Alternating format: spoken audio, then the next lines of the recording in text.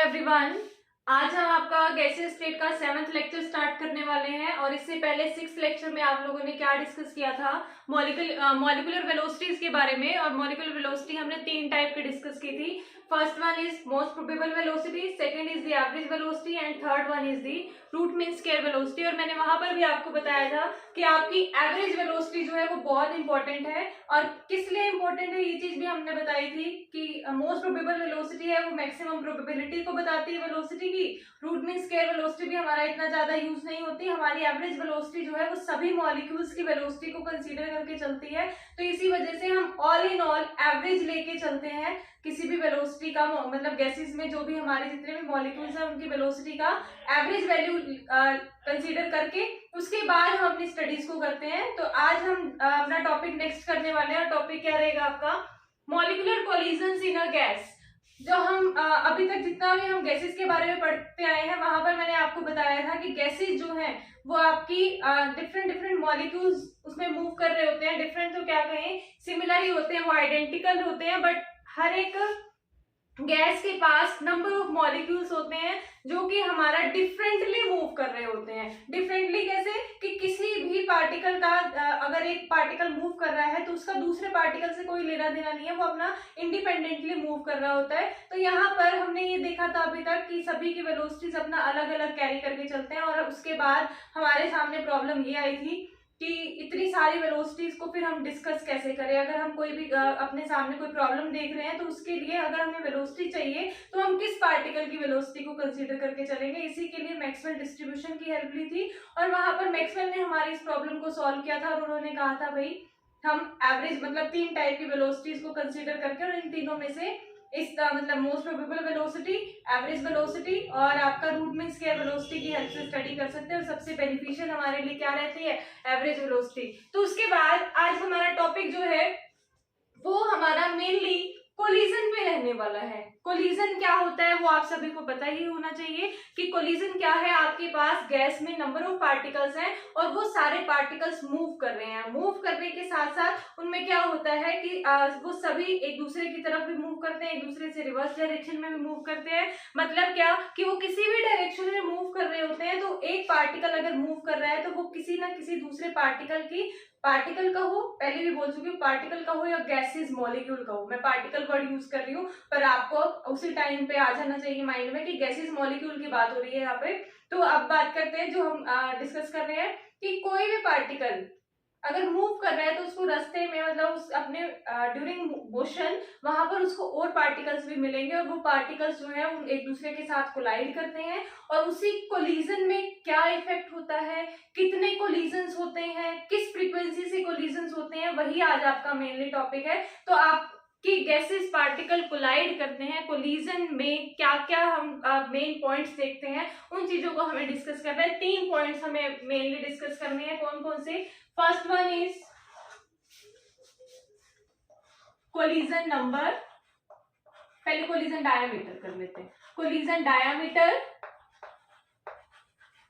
Diameter, second is collision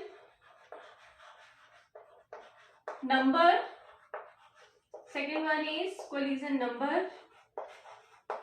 and the third one is collision frequency,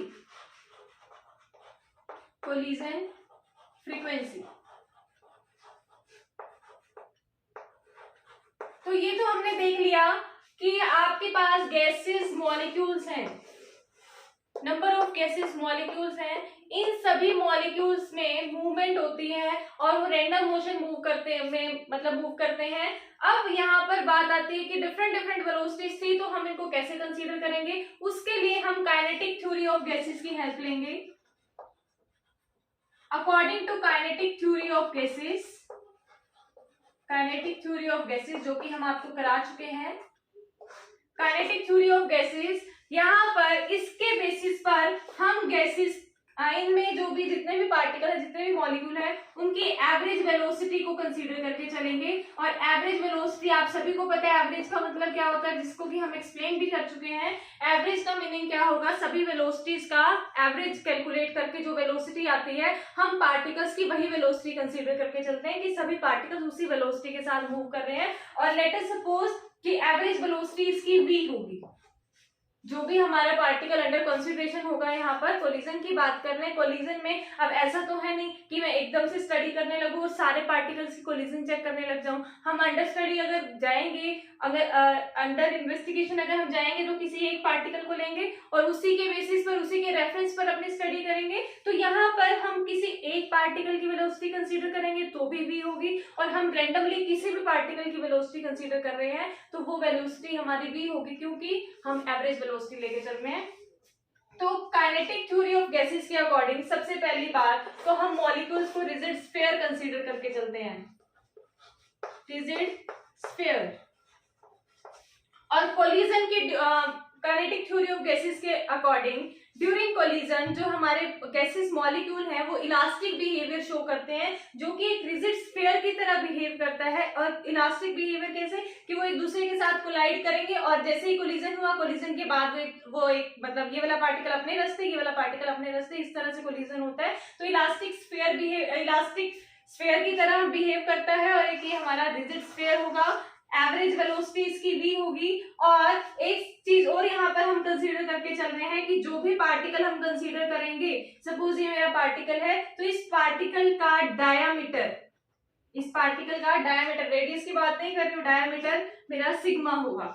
ध्यान से सुनो, तीनों पॉइंट्स को मतलब डिस्क्राइब करने में हमारी हेल्प देगा ये कॉन्सेंट्रेशन। हम क्या बात कर रहे हैं, according to kinetic theory of gases हमारा जो भी कोलिजन होते हैं या कोलाइडिंग पार्टिकल्स हैं या कोलाइडिंग मॉलिक्यूल्स हैं गैसेस के, वो इलास्टिक बिहेवियर को रिप्रेजेंट करते हैं। और हम यहाँ से अपने पार्टिकल को या अपने मॉलिक्यूल को एक रिजिड स्फीयर की तरह ट्रीट करा रहे हैं या फिर एक रिजिड स्फीयर की तरह मान के चल रहे हैं, जिसकी वेलोसिटी होगी v और जिसको कि हम उन सभी पार्टिकल्स की एवरेज वेलोसिटी को लेके चल रहे हैं। और इसका मतलब हमारे पार्टिकल की वेलोसिटी क्या रहेगी, v रहेगी। उसके बाद हमारा क्या कंसीडरेशन है, फर्स्ट तो ये हो गया कि रिजिड स्फीयर की तरह बिहेव करेंगे। सेकंड ये हो गया कि एवरेज वेलोसिटी उसकी v कंसीडर करके चलेंगे। दैट मींस जो सा भी पार्टिकल हम अंडर कंसीडरेशन लेंगे उसकी वेलोसिटी को हम क्या अज्यूम करेंगे, v।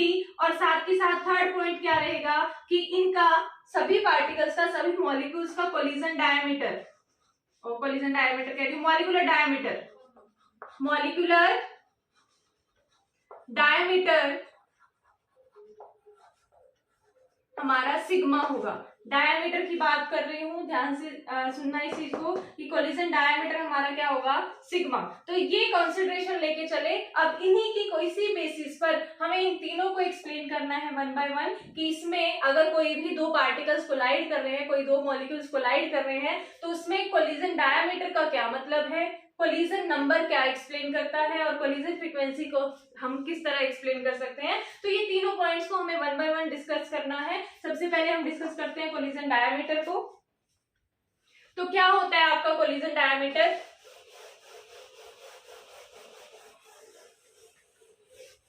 सबसे पहले तो हम देख लेते हैं कि अगर किसी को ये नहीं पता है कि कोलिजन क्या होता है, तो कोलिजन में क्या होगा, आपके पास डिफरेंट नंबर ऑफ मॉलिक्यूल्स हैं किसी भी गैस के अंदर, और उन मॉलिक्यूल्स में कोलिजन का मतलब क्या होता है, सपोज कीजिए ये आपका एक मॉलिक्यूल है, ये आपका दूसरा मॉलिक्यूल है, सेम रखना भाई, ये साइज बड़ा छोटा हो सकता है, थोड़ा सिमिलर सा साइज बनाना। तो यहाँ पर हमने क्या अज्यूम किया, ये एक मॉलिक्यूल है, ये कोई दूसरा मॉलिक्यूल है किसी गैस का। अब यहाँ पर हम इतने मॉलिक्यूल्स नहीं दिखा सकते ना, हालांकि बहुत छोटा साइज होता है आपका गैसेस मॉलिक्यूल्स का, बट इसमें हम अपनी स्टडी को एक्सप्लेन नहीं कर सकते ना, तो इसीलिए हम थोड़ा बड़ा साइज बना के चलेंगे। तो यहाँ पर सपोज कीजिए आपका फर्स्ट मॉलिक्यूल है, ये आपका सेकेंड मॉलिक्यूल है, और आप सभी को पता है अगर कोई भी गैस ली है तो उसके सारे मॉलिक्यूल्स का साइज सेम होता है और उनका मास भी सेम होता है और उनकी शेप भी आइडेंटिकल होती है। अगर यहाँ पर हम स्फेरिकल शेप लेके चल रहे हैं, अब हमने रिजिड स्फीयर माना था ना, तो अगर हम स्फेरिकल शेप लेके चल रहे हैं तो दोनों की सेम ही स्फेरिकल शेप होगी दोनों मॉलिक्यूल्स की, क्योंकि एक ही गैस के मॉलिक्यूल्स की बात कर रहे हैं, तो उनकी शेप जो है वो सिमिलर होगी, साइज सिमिलर होगा। अगर साइज सिमिलर है और इसका ये शेप भी सिमिलर है और साइज भी सिमिलर है, तो अगर इसका डायमीटर इस पार्टिकल का डायमीटर सिग्मा है, तो इसका भी क्या होगा, इसका भी क्या होगा, सिग्मा।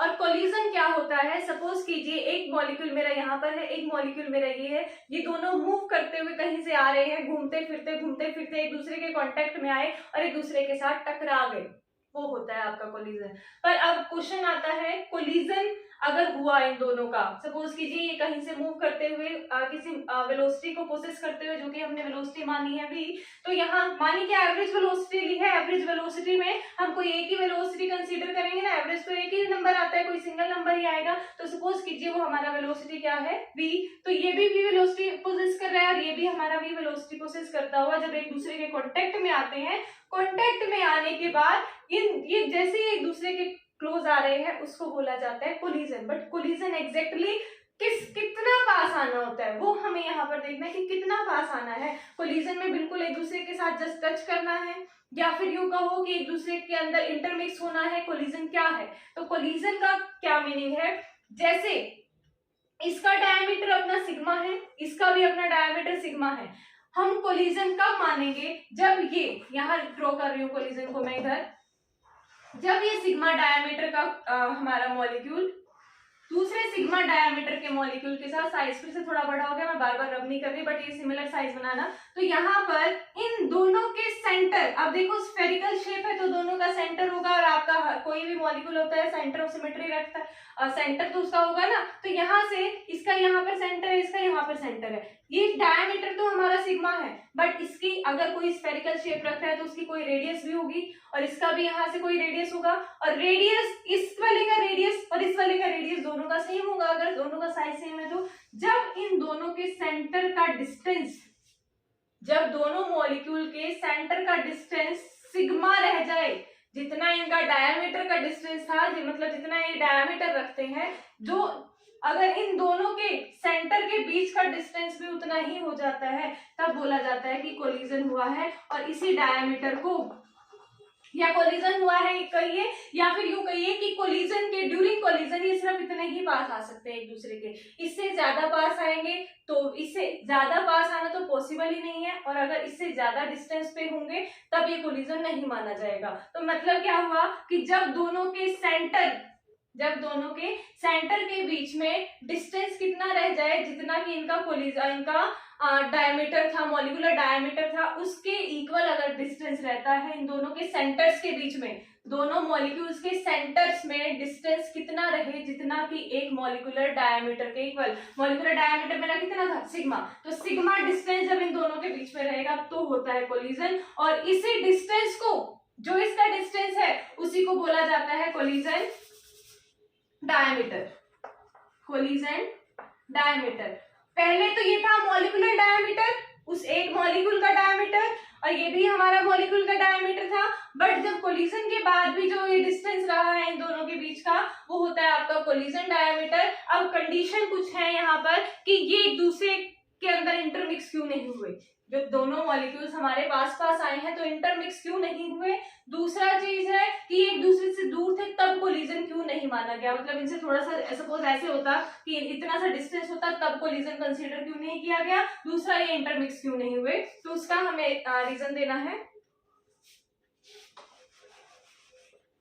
फर्स्ट चीज, ये एक दूसरे के, ये सिग्मा डिस्टेंस पे है ना, सेंटर दोनों का सिग्मा डिस्टेंस पे है, इससे ज्यादा पास नहीं आ सकते, इससे ज्यादा पास जैसे ही आएंगे तो एक दूसरे को रिपेल करना स्टार्ट कर देंगे। रिपेल करना क्यों स्टार्ट कर देंगे, अब इसका रीजन हमें देना है कि क्यों इससे ज्यादा पास नहीं आ रहे थे। इससे ज्यादा पास आने पर ये दूसरे को रिपेल करेंगे, और रिपेल करके ये इधर, मतलब वो तो हमारे एंगल्स पर डिपेंड करता है किस डायरेक्शन में जाने वाले हैं, बट ये जैसे ही यहाँ पर एकदम से कोलाइड करेंगे, कोलिजन डायमीटर तक आएंगे और फिर एक दूसरे से रास्ता चेंज करके अपना आगे की तरफ मूवमेंट करने लग जाएंगे। तो यहाँ पर ये है कि इससे ज्यादा पास क्यों नहीं आ रहे, क्योंकि इसके पास भी इलेक्ट्रॉनिक और न्यूक्लियर अट्रैक्शन है या न्यूक्लियर डेंसिटी है, इसके पास भी अपनी इलेक्ट्रॉनिक और न्यूक्लियर डेंसिटी है, मतलब इसके पास भी इलेक्ट्रॉन्स हैं, प्रोटॉन्स हैं, और इसके पास भी अपना इलेक्ट्रॉन्स हैं और प्रोटॉन्स हैं। और आपको पता है like charges repel each other और unlike charges attract each other, और उसके बेसिस पर जैसे ही यहाँ पर एक इलेक्ट्रॉन डेंसिटी है, यहाँ की इलेक्ट्रॉन डेंसिटी, दोनों मॉलिक्यूल्स की इलेक्ट्रॉन डेंसिटी एक दूसरे को रिपेल करने लग जाती है। इसी तरह से न्यूक्लियर जो डेंसिटी है वो भी एक दूसरे को रिपेल करने लग जाएगी, और इलेक्ट्रॉनिक और न्यूक्लियर डेंसिटी की वजह से ये एक दूसरे को रिपेल करेंगे और इससे एक दूसरे को इससे ज्यादा पास नहीं आने देंगे। तो इसी वजह से इसी डिस्टेंस तक ही जा सकते हैं।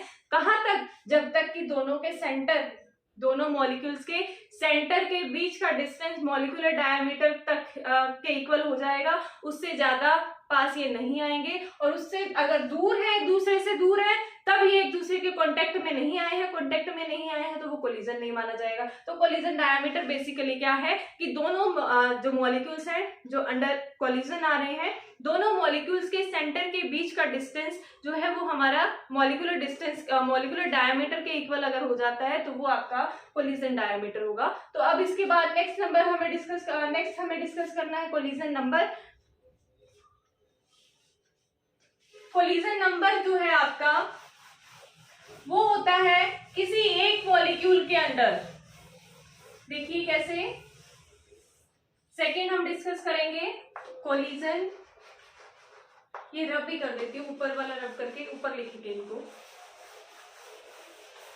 देखो क्या सेकेंड कर रहे हैं हम, कोलिजन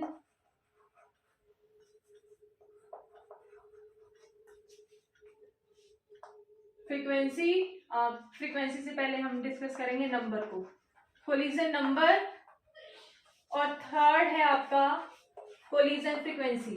दोनों को साथ लेके चलेंगे, कोलिजन फ्रीक्वेंसी। देखिए कोलिजन नंबर और कोलिजन फ्रीक्वेंसी दोनों को ध्यान से समझना, थोड़ा सा ही डिफरेंस है दोनों में ही। अगर एक समझ आ गया, एक तो क्या समझ तो दोनों आनी चाहिए, बट थोड़ा सा ही डिफरेंस है, दोनों का डिफरेंस समझ आना चाहिए, तब आप इसको अच्छे से एक्सप्लेन कर पाओगे। कोलिजन नंबर किसी एक मॉलिक्यूल को कंसीडर करके किया जाता है, किसी एक मॉलिक्यूल को, और कोलिजन फ्रीक्वेंसी हमारे सारों की बात करती है, सारे मॉलिक्यूल्स की, जितने भी मॉलिक्यूल्स हमारे गैसेस मॉलिक्यूल्स प्रेजेंट हैं गैस में, उन सभी की बात करेगी कोलिजन फ्रीक्वेंसी, और सिंगल मॉलिक्यूल को अंडर कंसिडरेशन लेगी हमारा कोलिजन नंबर। तो अब डिफरेंस समझिए, पहले तो डिफाइन करती हूँ मैं आपके कोलिजन नंबर को। क्या होता है कोलिजन नंबर? कि आपका कोई एक मॉलिक्यूल मतलब कंसीडर कीजिए, कोई एक मॉलिक्यूल है, ये मॉलिक्यूल, ध्यान से सुनो, ये मॉलिक्यूल एक सेकेंड के अंदर, ये सिंगल मॉलिक्यूल, कोई एक मॉलिक्यूल एक सेकेंड के अंदर कितने नंबर ऑफ कोलिजन्स करता है, वो होता है, वो डिफाइन करता है कोलिजन नंबर को। क्या बोला मैंने? कोई एक मॉलिक्यूल या हर सिंगल मॉलिक्यूल की अगर आप बात करोगे तो किसी एक मॉलिक्यूल को अंडर कंसिडरेशन अगर आप ले रहे हो, कोई एक मॉलिक्यूल आपका एक सेकेंड के अंदर कितने नंबर ऑफ कोलिजन्स करता है, वो डिफाइन करता है आपके कोलिजन नंबर को। तो अब दूसरी बात अगर हम करें कोलिजन फ्रीक्वेंसी की, कोलिजन फ्रीक्वेंसी क्या होती है कि एक सेकेंड के अंदर सारे के सारे गैसेस मॉलिक्यूल्स में कितने नंबर ऑफ कोलिजन्स हो रहे हैं, वो होती है आपकी कोलिजन फ्रीक्वेंसी। आई होप दोनों में डिफरेंस समझ आया हो, मैं दोबारा रिपीट कर रही हूँ। कोलिजन नंबर आपका क्या होता है, कोई एक मॉलिक्यूल, पहले सिर्फ सिंगल मॉलिक्यूल की, सपोज यहाँ पर हमारे गैसेस मॉलिक्यूल्स हैं सारे,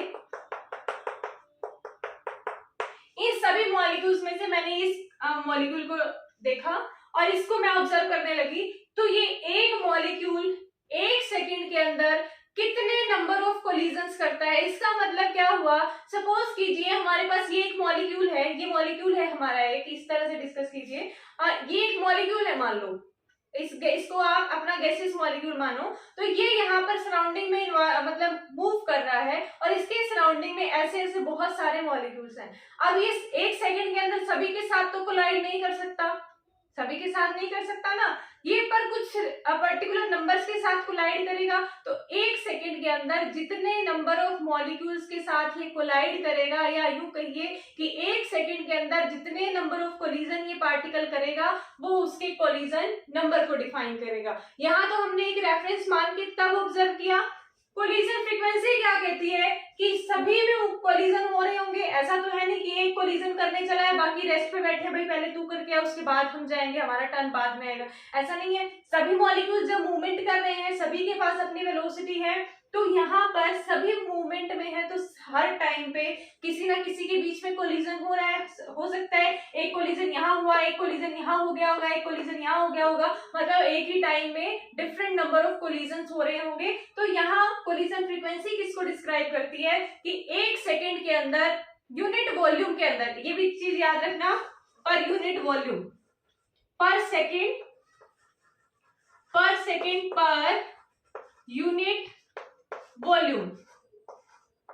वॉल्यूम या मीन्स 1 सेंटीमीटर क्यूब एरिया में हमारा कितने, एक सेकंड के अंदर 1 सेंटीमीटर क्यूब में कितने नंबर ऑफ कोलिजन्स हुए हैं, टोटल नंबर ऑफ कोलिजन्स हमारा कोलिजन फ्रीक्वेंसी को डिफाइन करता है। और फ्रीक्वेंसी क्या रिप्रेजेंट करती है, फ्रीक्वेंटली, कितना फ्रीक्वेंटली हो रहा है, एक सेकंड के अंदर कितने नंबर ऑफ कोलिजन्स हो चुके हैं, वो हमारा कोलिजन फ्रीक्वेंसी को डिफाइन करता है। तो ये तो हो गई आपकी थ्योरेटिकल एक्सप्लेनेशन। अब इसको हमें मैथमेटिकली ये डिराइव करके देखना है कि हम अगर इसको मैथमेटिकली डिराइव करना चाहें तो वो कैसे आएगा।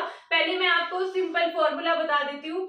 कोलिजन नंबर को हम n से रिप्रेजेंट करते हैं, कैपिटल N से, और कोलिजन फ्रीक्वेंसी को हम Z से रिप्रेजेंट करते हैं, कि यहां लिख देती हूँ। और अगर आप कोलिजन नंबर की बात करोगे तो हम उसको डिफाइन करते हैं n is equal to √2 pi sigma square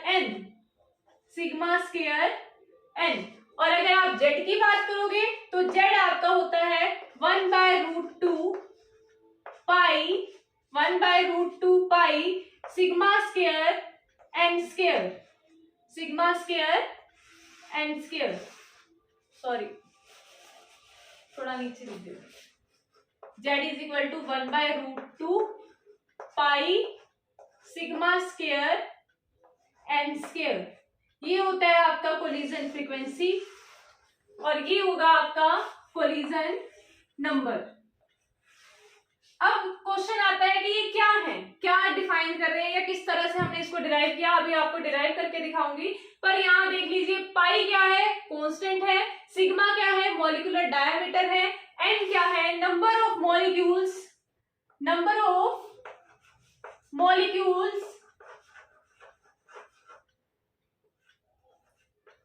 पर यूनिट वॉल्यूम।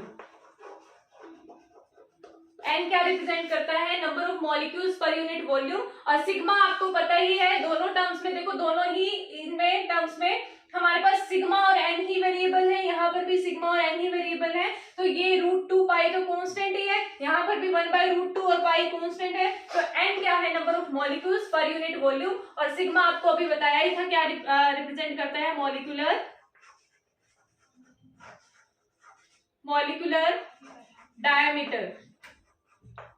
डायमीटर कहिए, या फिर आप इसको कोलिजन डायमीटर भी कह सकते हो। कोलिजन डायमीटर कौन सा डायमीटर है कि एक फिक्स्ड डिस्टेंस तक ही हमारे जो मॉलिक्यूल्स हैं वो हमारे कोलाइड कर सकते हैं या एक दूसरे को अप्रोच कर सकते हैं, वो डिस्टेंस हमारा क्या होगा, सिग्मा।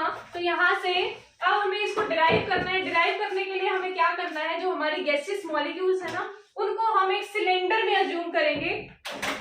क्या करना है, देखिए,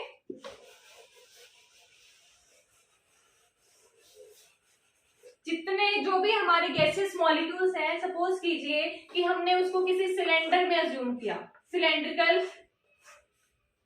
जो हमारा कंटेनर है उसके अंदर हमारे गैसेस मॉलिक्यूल्स हैं। गैसेस मॉलिक्यूल्स सिलेंडर में होने के साथ साथ जो हमने अभी तक कंडीशंस लगा रखी हैं, वो कंडीशंस दोबारा से रिवाइज कर लेते हैं कि ये जो पार्टिकल्स हैं या जो भी इसके मॉलिक्यूल्स हैं वो v वेलोसिटी के साथ या v स्पीड के साथ मूव कर रहे हैं। दूसरा, इनके मॉलिक्यूल्स की, यहाँ नीचे अलग से लिख देते हैं, इसके जितने भी मॉलिक्यूल्स हैं उनकी वेलोसिटी v है, दैट मींस एवरेज वेलोसिटी जो हमने ली हुई है। उसके बाद सिग्मा डायमीटर को, ये हमारा इन सभी मॉलिक्यूल्स का डायमीटर कहिए, मॉलिक्यूलर डायमीटर हमारा सिग्मा रहेगा।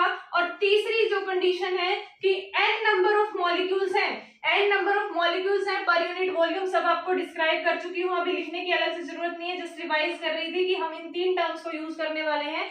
v is the average velocity, sigma is the molecular diameter and n is the number of molecules per unit volume। तो अब इसके मॉलिक्यूल्स हैं और सिग्मा डायमीटर है और v हमारा वॉल्यूम है। तो यहाँ से अगर मैं एरिया ऑफ क्रॉस सेक्शन इस सिलेंडर का निकालना चाहूं, एरिया ऑफ क्रॉस सेक्शन अगर हम निकालना चाहते हैं तो वो किसके इक्वल आ सकता है? आपका area of cross section, area of cross section of cylinder. ये रब कर रही हूँ, लास्ट में हम रिजल्ट यही फाइंड आउट करने वाले हैं, देख लेना, याद रखना इस चीज को। Area of cross section of cylinder कैसे कैलकुलेट कर सकते हैं हम? एरिया कैसे होता है? पाई आर स्क्वायर, पाई सिग्मा, यहाँ पर डिस्टेंस हमारा सिग्मा अगर है तो सिग्मा स्क्वायर, मॉलिक्यूलर डायमीटर जो है वो अगर सिग्मा रहता है तो पाई सिग्मा स्क्वायर। उसके बाद अगर मैं वॉल्यूम कैलकुलेट करना चाहती हूँ तो वॉल्यूम कैसे कैलकुलेट किया जाता है? पाई आर स्क्वायर एच, ऐसे ही होता है ना। यहाँ पर वेलोसिटी जो है, एवरेज वेलोसिटी जो है वो किस में होती है? मीटर पर सेकंड में। और हमने अभी कहा था जो मॉलिक्यूलर कोलिजन नंबर और कोलिजन फ्रीक्वेंसी बात कर रहे हैं वो पर सेकंड के हिसाब से बात कर रहे हैं ना, पर सेकंड में कैलकुलेट कर रहे हो। तो वेलोसिटी अगर हमारी पर सेकंड में है तो हम इसको v डिस्टेंस ये मान सकते हैं कि वो हमारा एक सेकंड में v डिस्टेंस ट्रेवल करती है। तो अगर v डिस्टेंस ट्रेवल कर रही है तो हम पर सेकंड के हिसाब से बात करेंगे। तो यहां से आपका वॉल्यूम क्या आ जाएगा? Volume of cylinder, volume of cylinder pi sigma square v, pi sigma square v। और यहाँ पर अगर मेरा पाई सिग्मा स्क्वायर v हमारा वॉल्यूम है और मुझे पता है n क्या है मेरे, total number of molecule per unit volume. ध्यान से सुनना, ये चीज जरूर साथ में ऐड करनी है आपने। n जो है वो मेरा नंबर ऑफ मॉलिक्यूल्स नहीं है, n मेरा number of molecules per unit volume. और अगर यूनिट वॉल्यूम की ही हम बात कर रहे हैं तो नंबर ऑफ मॉलिक्यूल्स कितने हो गए? Number of molecules per unit volume अगर मेरा n है तो टोटल नंबर ऑफ मॉलिक्यूल्स मुझे कैलकुलेट करने हैं। टोटल नंबर ऑफ मॉलिक्यूल किसके इक्वल आ जाएंगे?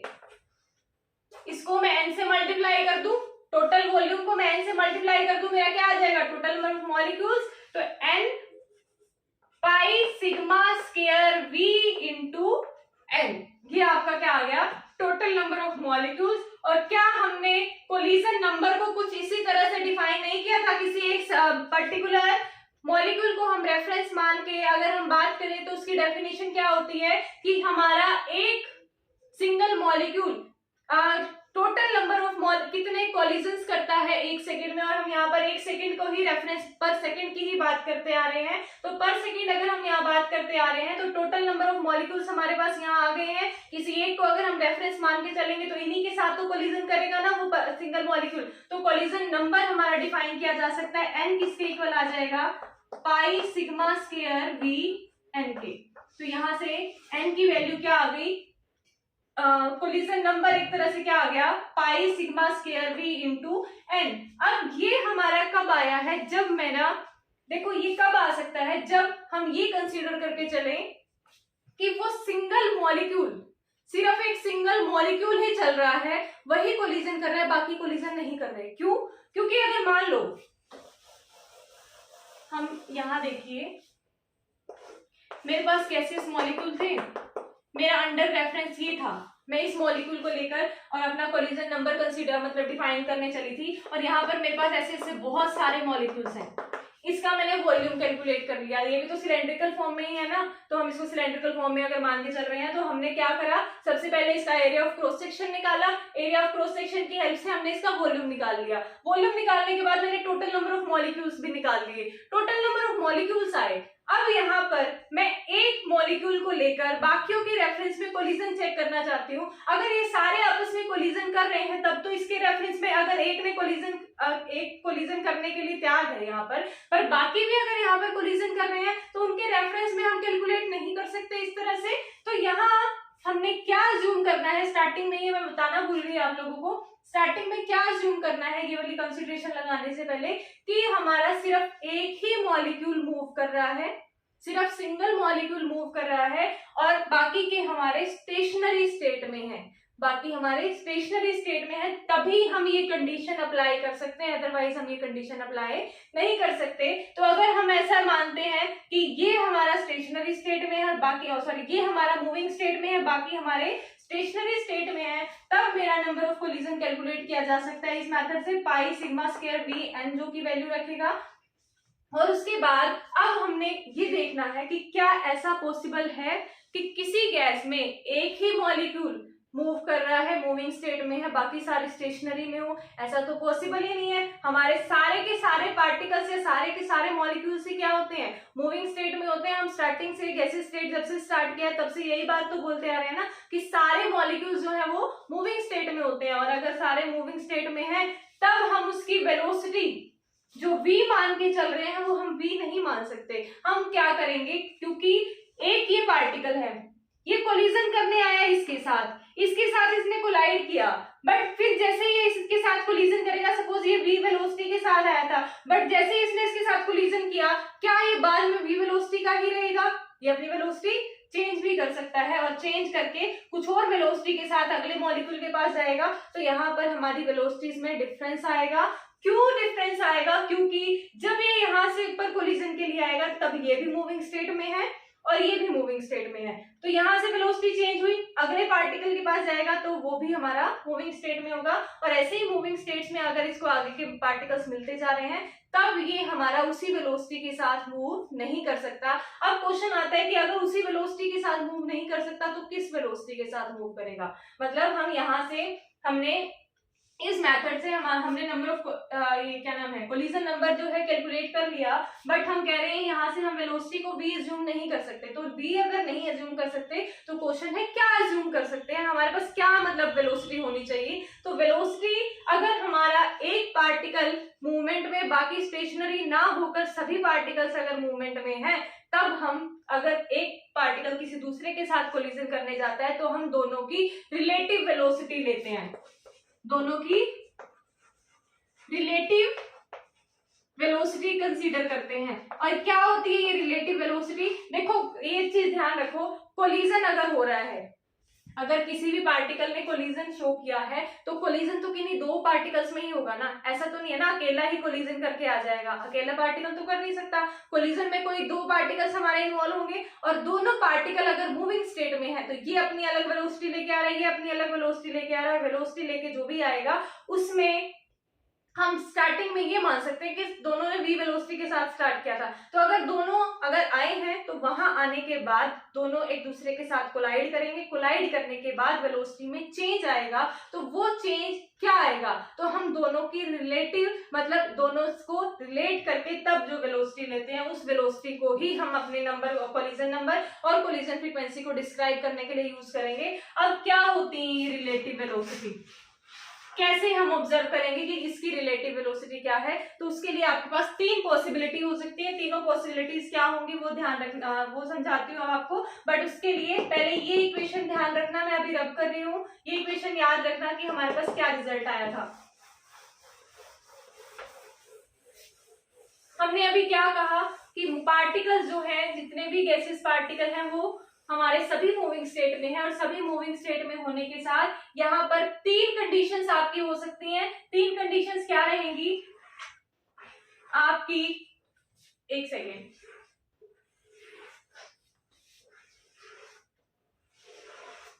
साइज सेम बनाना भाई सभी।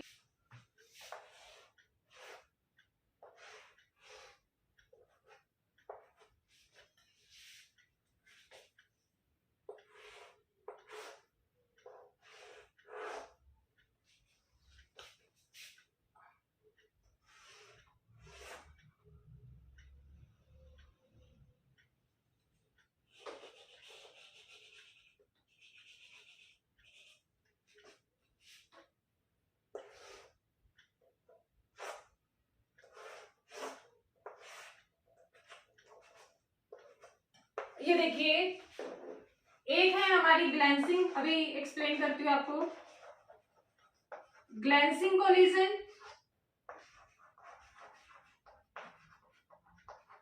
Second one is head on collision, head on collision, and third one is the 90 degree पे जो हमारा कोलिजन होगा, 90 डिग्री पर। देखिए यहाँ पर मेरा कोई पार्टिकल कोई मॉलिक्यूल v वेलोसिटी के साथ मूव कर रहा होता है, जो कि हमने अज्यूम किया था v वेलोसिटी के साथ, सॉरी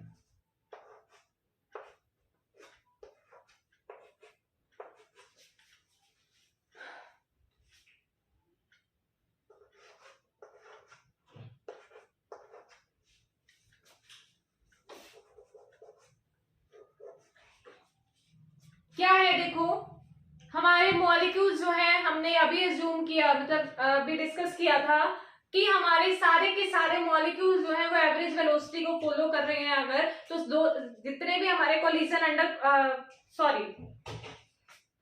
जितने भी हमारे यहाँ पर पार्टिकल्स हैं, जितने भी मॉलिक्यूल्स हैं अंडर कोलिजन आएंगे वो v वेलोसिटी को ही लेकर आएंगे। हमने अभी तक यही अज्यूम किया है, बट हमने कहा कि उसके बाद हमने कंडीशन लगा दी कि जो भी हम पार्टिकल अंडर इन्वेस्टिगेशन ले रहे हैं सिर्फ वही मूविंग है, बाकी हमारे सारे स्टेशनरी स्टेट में है। बट ऐसा पॉसिबल नहीं है, तो इसके लिए हमने क्या कहा कि भाई ऐसा तो पॉसिबल ही नहीं है कि बाकी सारे स्टेशनरी में और सिर्फ एक ही पार्टिकल मूव कर रहा है, क्योंकि गैसेस पार्टिकल्स तो सारे मूव करते रहते हैं हमेशा। तो अगर ये मूव करते रहते हैं तो दोनों के दोनों पार्टिकल जो भी अंडर कोलिजन आ रहे हैं दोनों के पास अपना एक वेलोसिटी प्रोसेस करते हुए आएंगे, और अगर वेलोसिटी कुछ ना कुछ दोनों रख रहे हैं तो दोनों का इफेक्ट क्या होगा हमारे कोलिजन पर, तो वो चीज हमें देखनी है। और हमने अज्यूम क्या किया था कि हमारे दोनों के सारे ही पार्टिकल्स v वेलोसिटी कैरी करते हुए, जो कि एक एवरेज वेलोसिटी है, वो कैरी करते हुए अगर आएंगे तब हमारा क्या इफेक्ट होगा वेलोसिटी पर, वो चीज हमने चेक करनी है। तो ये हमारी 3 कंडीशंस बनती हैं,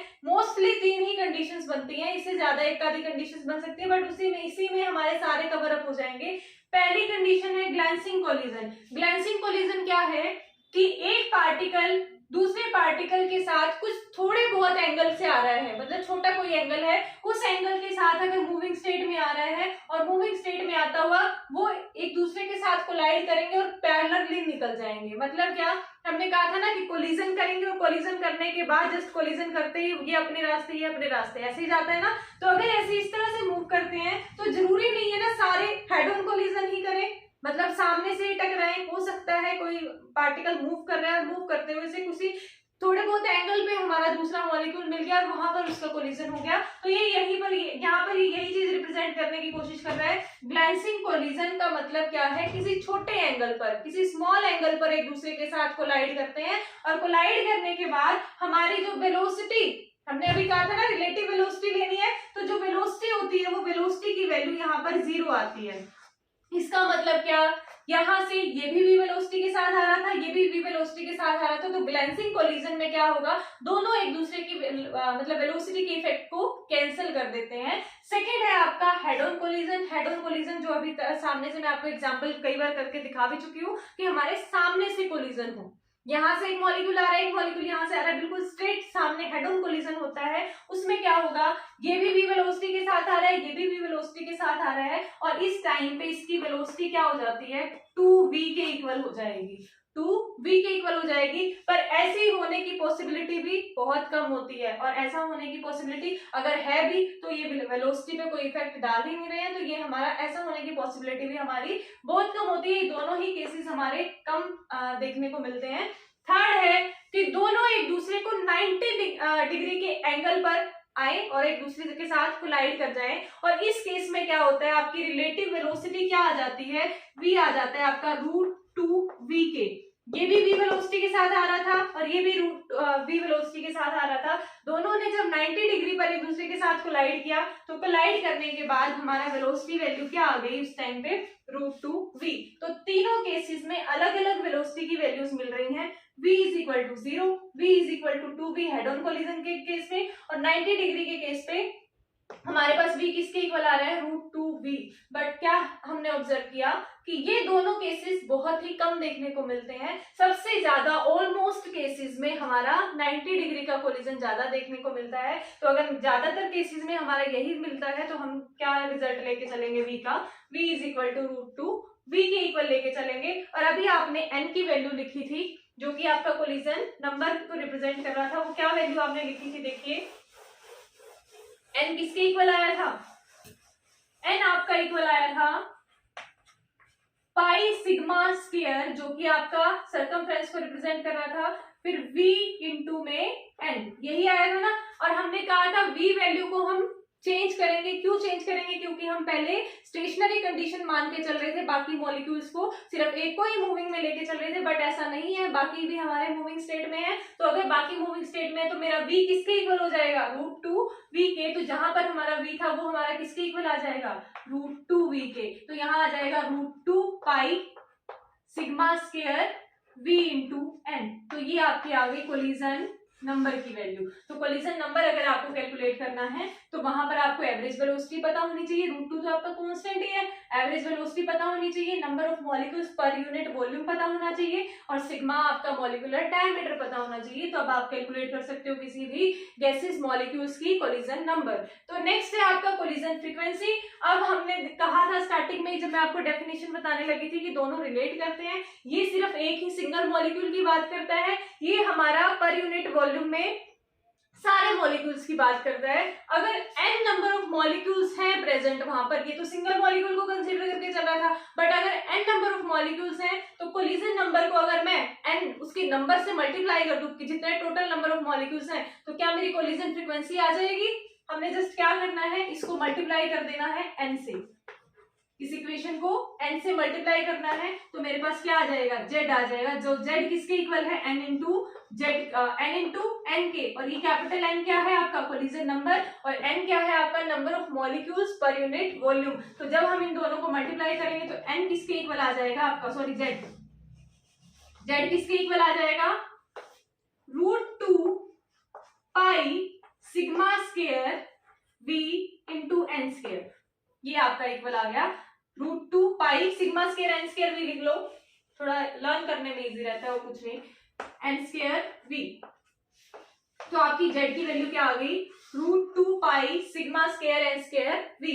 अब ये देखिए कोलिजन में कितने मॉलिक्यूल्स इन्वॉल्व होते हैं, कोलिजन में 2 मॉलिक्यूल्स इन्वॉल्व होते हैं, बट कोलिजन फ्रीक्वेंसी अगर हमें बात करनी है किसी 2 मॉलिक्यूल्स की, तो कोलिजन फ्रीक्वेंसी वो ऑब्जर्व नहीं की जाती। हम सिंगल मॉलिक्यूल के लिए कोलिजन फ्रीक्वेंसी ऑब्जर्व करते हैं कि सिंगल मॉलिक्यूल के लिए अगर हमें इसको कैलकुलेट करना है तो ये तो 2 मॉलिक्यूल्स की इन्वॉल्व है ना, कि मतलब 2 मॉलिक्यूल्स की इन्वॉल्वमेंट को बताता है। बट अगर हमें एक मॉलिक्यूल की बात करनी है तो हम क्या करें, इसी का हाफ कर दें, जो भी वैल्यू हमारे पास आई है इसी का हाफ कर दे, तो सिंगल मॉलिक्यूल के लिए कोलिजन फ्रीक्वेंसी आ जाएगी, और सिंगल मॉलिक्यूल के लिए कोलिजन फ्रीक्वेंसी की वैल्यू क्या आएगी, फॉर सिंगल मॉलिक्यूल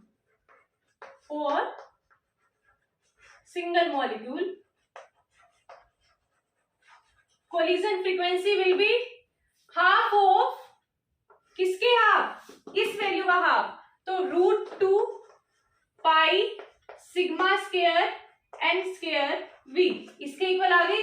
तो z किसके इक्वल आ गया, 1/2, 2 को हम क्या लिख सकते हैं, √2 इंटू √2, तो √2 से √2 कैंसिल, डिवीजन में क्या बचा, सिर्फ 1/√2 pi sigma square N square V. ये आपकी क्या वैल्यू आ गई, ये आपकी आ गई कोलिजन फ्रीक्वेंसी की, ये किसकी थी, कोलिजन नंबर की, ये आपकी आ गई कोलिजन फ्रीक्वेंसी की। तो यही वैल्यू स्टार्टिंग में आपके सामने लिखी थी मैंने कि ये वैल्यूज आती हैं, ये चीजें हमने डिराइव भी कर दी हैं, और यहाँ पर दोनों ही किसके लिए आई है, सिंगल मॉलिक्यूल के लिए। सिंगल मॉलिक्यूल के लिए आपका क्या है, कोलिजन नंबर को तो हम कंसीडर किसके लिए करते हैं, सिंगल मॉलिक्यूल के लिए। कोलिजन फ्रीक्वेंसी भी किसके लिए आई है, सिंगल मॉलिक्यूल के लिए। तो 1/√2 pi sigma square N square V, और यहाँ पर ये n क्या था, number of molecule per unit volume, ये चीज याद रखना, number of molecule per unit volume. सारे नंबर सभी n से मल्टीप्लाई कर दिया, मतलब सारे मॉलिक्यूल से अगर इसको मल्टीप्लाई कर देंगे हम नंबर ऑफ मॉलिक्यूल को, तो वो आपका क्या आ जाता है, कोलिजन फ्रीक्वेंसी। कोलिजन नंबर से कोलिजन फ्रीक्वेंसी कैलकुलेट करना। तो अब इसके बाद एक छोटी सी चीज और डिस्कस कर लेते हैं इसी में, हालांकि आपका डेरिवेशन तो कंप्लीट हो चुका है, बट आपने ना मैक्सवेल डिस्ट्रीब्यूशन की हेल्प से, फ्रॉम मैक्सवेल डिस्ट्रीब्यूशन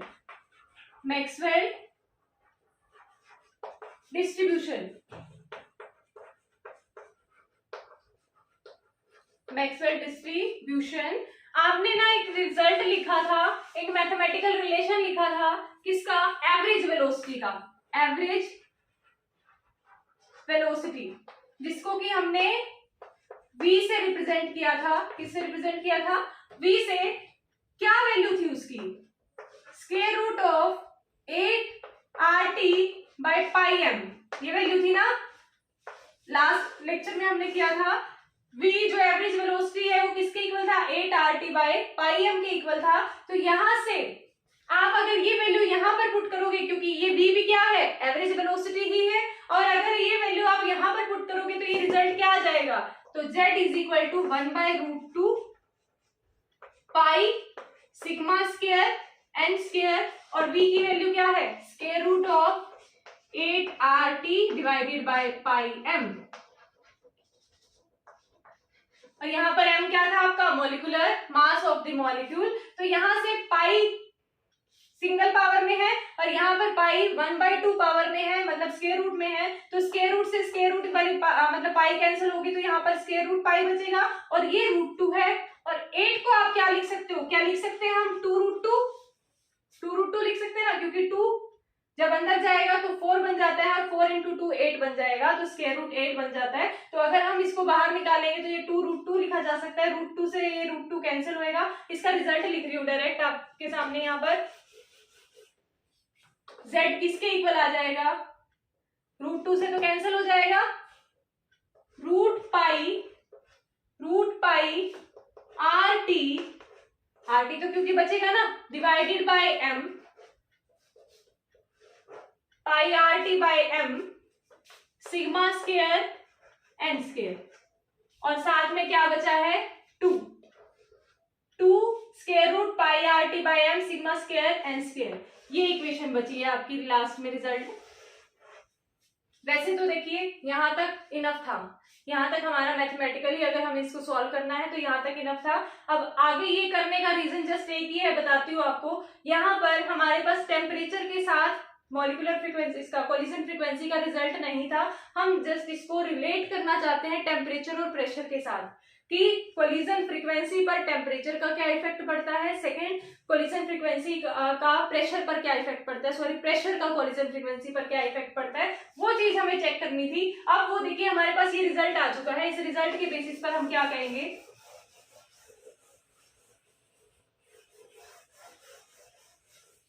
कोई भी बता देगा इस इक्वेशन को देख के कि टेम्परेचर का क्या इफेक्ट पड़ेगा। कोलिजन फ्रीक्वेंसी डायरेक्टली प्रोपोर्शनल है टेम्परेचर की। कोलिजन फ्रीक्वेंसी डायरेक्टली प्रोपोर्शनल है टेम्परेचर के। किसके किसके डायरेक्टली प्रोपोर्शनल है? वैसे कोलिजन फ्रीक्वेंसी मेरा number of molecules per unit volume के डायरेक्टली प्रोपोर्शनल है। कोलिजन फ्रीक्वेंसी मेरा मॉलिक्यूलर डायमीटर के भी डायरेक्टली प्रोपोर्शनल है, टेम्परेचर के भी डायरेक्टली प्रोपोर्शनल है, बट मॉलिक्यूलर मास के इनवर्सली प्रोपोर्शनल है। तो यहां से आप इतने बड़े तो हो चुके हो कि ये देख के ही बता सकते हो कि अगर मेरा टेम्परेचर बढ़ेगा तो मॉलिक्यूलर फ्रीक्वेंसी बढ़ेगी, sigma that means molecular diameter बढ़ेगा तो कोलिजन फ्रीक्वेंसी बढ़ेगी, n बढ़ेंगे, नंबर ऑफ मॉलिक्यूल्स बढ़ेंगे तो मेरा कोलिजन फ्रीक्वेंसी बढ़ेगी, और अगर मेरा मॉलिक्यूलर मास इंक्रीज कर दिया जाएगा तो मेरी कोलिजन फ्रीक्वेंसी जो है वो डिक्रीज हो जाएगी, उसकी वैल्यू कम हो जाएगी। तो यहाँ से टेम्परेचर का इफेक्ट तो हमने बता दिया कि टेम्परेचर बढ़ाने से कोलिजन फ्रीक्वेंसी जो है वो इंक्रीज करेगी। और अगर यहीं से अगर मेरे से कोई पूछे प्रेशर का इफेक्ट क्या होगा, तो PV is equal to RT, जहां पर आपको PV दिख रहा है वहां क्या आप सॉरी RT दिख रहा है वहां पर आप PV लिख सकते हो। तो PV किसके डायरेक्टली प्रोपोर्शनल आया है? कोलिजन फ्रीक्वेंसी के। तो अगर प्रेशर भी इंक्रीज किया जाएगा तो कोलिजन फ्रीक्वेंसी इंक्रीज होगी। ये तो हो गया मैथमेटिकल रिलेशन से। बट अगर आप इन जनरल बात करो, कोलिजन फ्रीक्वेंसी आपको डेफिनेशन समझ आ गई होगी। तो अगर डेफिनेशन समझ आ चुकी है तो क्या है कोलिजन फ्रीक्वेंसी की डेफिनेशन, कि 1 सेकंड के अंदर पर यूनिट वॉल्यूम में कितने नंबर ऑफ कोलिजन्स होते हैं। तो अगर आप टेम्परेचर बढ़ाओगे तो क्या बढ़ेगी गैसेस के अंदर? रैंडमनेस, पार्टिकल की रैंडमनेस। जितने ज्यादा जल्दी मूव करेंगे उतनी ज्यादा कोलाइड करेंगे, और कोलाइड करेंगे तो उसकी कोलिजन फ्रीक्वेंसी बढ़ेगी। तो यहाँ से आप वैसे इन जनरली सोच के भी बता सकते हो कि टेम्परेचर इंक्रीज करने से कोलिजन फ्रीक्वेंसी इंक्रीज करती है। सेकंड फैक्टर हम प्रेशर का देखते हैं। प्रेशर क्या होगा? प्रेशर इंक्रीज कर रहे हो, पार्टिकल्स को पास लेके आ रहे हो, गैस का प्रेशर इंक्रीज कर रहे हो, मॉलिक्यूल्स को पास लेके आ रहे हो, पास लेके आ रहे हो, तो कोलिजन करने के लिए तो फोर्स कर रहे हो उसको, तो कोलिजन करने के लिए फोर्स कर रहे हो तो कोलिजन फ्रीक्वेंसी क्या होगी आपकी, इंक्रीज करेगी। तो यहाँ तक आपका ये टॉपिक हो गया कंप्लीट। हमने 3 चीजें डिस्कस की हैं आज, कोलिजन डायमीटर, कोलिजन नंबर और कोलिजन फ्रीक्वेंसी। तीनों ही हमारे कोरिलेटेड है। अगर आपको एक भी इनमें से समझ नहीं आया तो, हालांकि ये कोलिजन डायमीटर तो अकेला आ जाएगा समझ में, बट ये दोनों हमारे कोलिजन फ्रीक्वेंसी और नंबर ये एक दूसरे से इंटर रिलेटेड है। और साथ में इनको समझने के लिए हमें डायमीटर भी पता होना चाहिए कि एक पर्टिकुलर क्लोजेस्ट अप्रोच तक ही हमारे जो मॉलिक्यूल्स है पास आ सकते हैं, इससे ज्यादा पास नहीं आएंगे और अदरवाइज वो रिपेल कर जाएंगे। और रिपेल का मैंने आपको रीजन बता दिया है कि इलेक्ट्रॉनिक और न्यूक्लियर रिपल्शन की वजह से वो एक दूसरे को रिपेल करते हैं। तो आज का टॉपिक आपका यहीं तक रहेगा।